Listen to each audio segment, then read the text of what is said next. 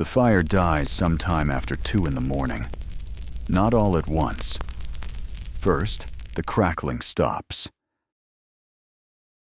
Then the warmth pulls back a little. Then your body notices something your mind is still too asleep to understand. Your breathing changes. Your shoulders tighten. And for 1 second, just one, you remember what darkness used to mean. Not metaphorically, literally. Because for almost all of human history, night wasn't just uncomfortable. It was the thing that ended you. And weirdly, some part of you still knows that. The question isn't why you feel it. The question is why you were never supposed to stop.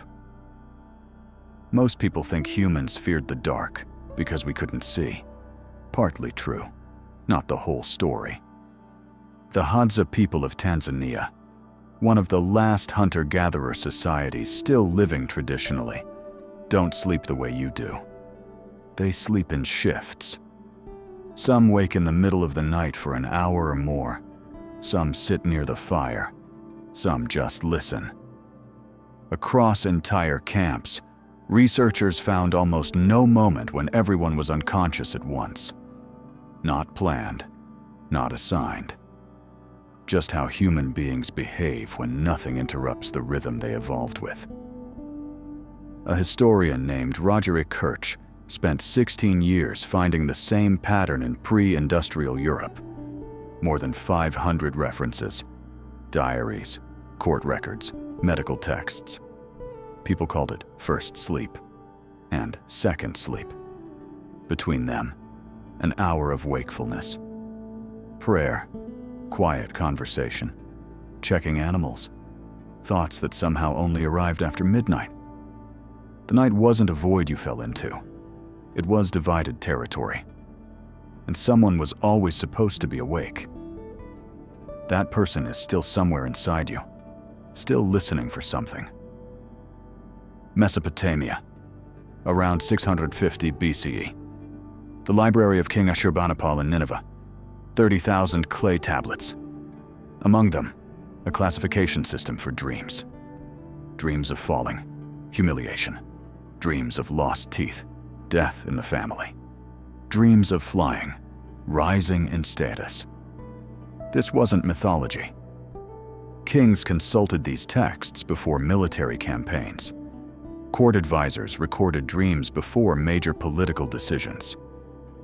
Imagine believing the sleeping mind could reveal things the waking mind couldn't. Actually, maybe that's not so strange. Even now, people become different at night. Conversations get more honest. Regret gets louder. Memories become harder to ignore. Something about darkness removes the feeling that you have to keep performing, being okay. Paris, 1667. Louis the Bart orders 2,036 lanterns installed across the city. He appoints the first lieutenant general of police. The written mandate: make the night visible. This sounds like progress. It wasn't. The lanterns weren't for citizens. They were for the crown. Well, a man you can see at night is a man you can control. A city lit after dark is a city that never fully escapes observation. The first urban lighting project in history was surveillance. Full stop. And once cities learned how to erase darkness, they never stopped. Chicago, 1893. The World's Columbian Exposition.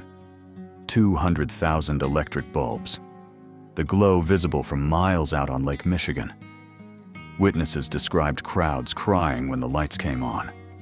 Not at the architecture, at the light itself. For almost all of human history, sunset meant the world was finished for the day. Then suddenly it wasn't. What Nikola Tesla and Thomas Edison were selling wasn't just electricity. It was freedom from night. And humanity accepted almost immediately. Today, more than 1/3 of humanity cannot see the Milky Way.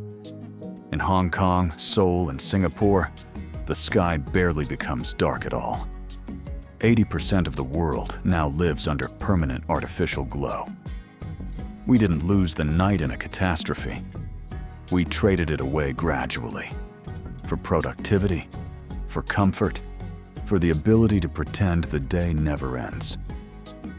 And your brain still hasn't fully adapted. Your body reacts differently after midnight.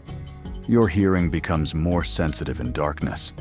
Your emotional state changes when the world goes quiet, even when you rationally know you're safe. Evolution moves slowly. Electricity arrived almost instantly. And somewhere between those two speeds, modern life became psychologically strange.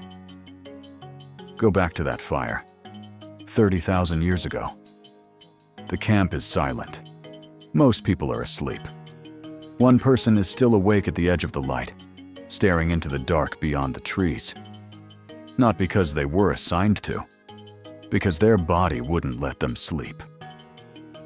Imagine how many nights that happened. How many thousands of hours human beings spent listening to darkness carefully enough to survive until sunrise. That person survived, had children, and eventually, after an impossible number of nights exactly like that, you exist. Which means your alertness at 2 a.m. may not be malfunction. Your sensitivity to darkness may not be weakness. Your mind becoming louder after midnight may not be something broken. It may be inheritance. Night feels different because your nervous system was built for a world where darkness mattered. Fire low, world quiet, something unknown, moving just beyond the edge of vision. You are the result of ancestors who took the night seriously. And now the night they evolved for is almost gone. So what happens to all that vigilance? What happens to instincts with nowhere left to go? A few weeks after researching this, I started leaving one light off at night. No experiment, no symbolic reason. I just wanted to sit in partial darkness for a while, without immediately reaching for a screen. And what surprised me wasn't fear. It was recognition. Like some old part of my brain had been waiting a very long time for the world to finally go quiet again. And for the first time in years, it did.